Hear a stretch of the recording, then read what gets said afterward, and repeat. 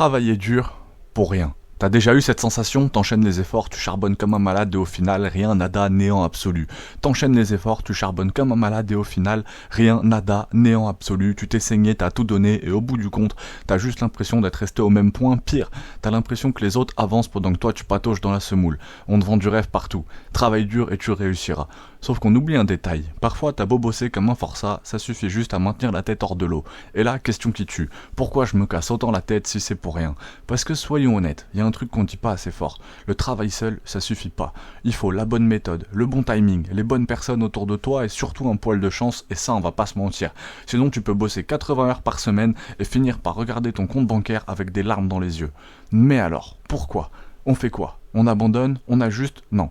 On arrête de croire que bourriner sans réfléchir c'est la clé. Travailler c'est bien, travailler intelligemment c'est mieux. Parce qu'au bout du compte, si tu continues à foncer dans un mur, c'est pas en mettant plus de force que tu vas le défoncer. Peut-être qu'il faut juste trouver la porte à côté. Et ouais, ça fait mal de bosser sans résultat. C'est frustrant, mais ça fait des années que je le fais. Et ça veut pas dire que t'as perdu ton temps. Chaque galère, chaque échec, ça affine ton regard, ça te donne des leçons. Même si sur le coup tu préférais ne pas les avoir. La vraie question c'est pas pourquoi ça marche pas, c'est plutôt comment je peux faire autrement. T'es pas nul. T'es juste pas encore au bon endroit au bon moment. Continue, ajuste.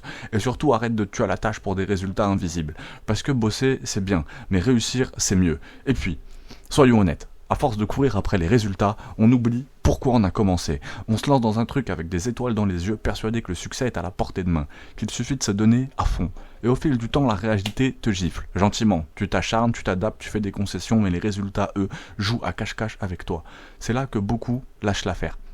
Parce que bosser sans voir le bout du tunnel, ça use, ça ronge. Et tu finis par te demander si t'es pas en train de perdre ton temps, si t'aurais pas dû prendre cette fameuse voie de la facilité dont tout le monde parle. Sauf qu'on va pas se mentir, même cette voie-là, elle est blindée d'embûches.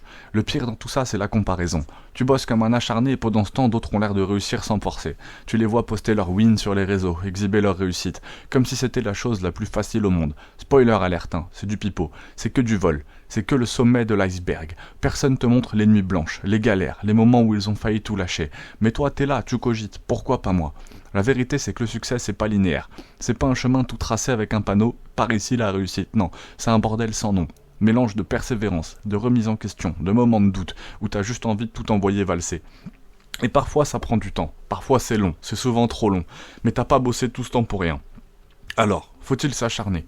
Oui, mais intelligemment. Parce que foncer tête baissée dans le mur, c'est pas du travail, c'est du masochisme. Parfois, faut savoir lever la tête, prendre du recul et se demander si t'es pas en train de creuser un tunnel vers nulle part. Le taf, c'est important, mais la stratégie, c'est indispensable. Au final, ce qui fait la différence entre ceux qui réussissent et ceux qui stagnent, c'est pas juste le travail acharné. C'est la capacité à s'adapter, pivoter, à accepter que parfois, t'avais tout faux et tu repars de zéro. C'est très dur, mais c'est aussi là qu'il y a une vraie progression. Alors ouais, t'es fatigué, ouais, t'en as marre de pas avoir de résultats, mais tant que t'avances même un tout petit peu, t'es déjà en train de dépasser tous ceux qui ont abandonné.